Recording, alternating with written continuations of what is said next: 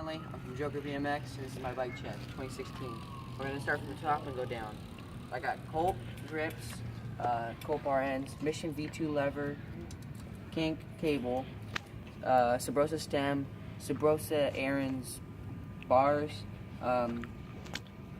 Redline spacers, Colony dust cap, Colony headset, Redline fork, Brant wheel, and then FLT light.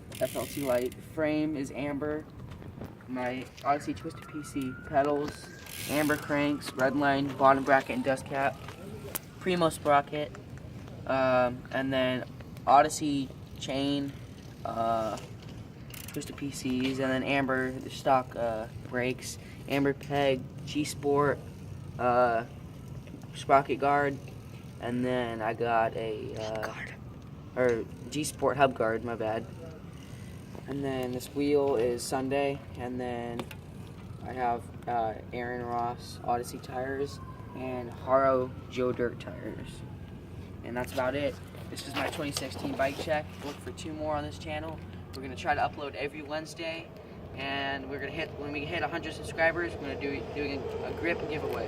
Whatever grip you guys want, whoever is the winner. Bye.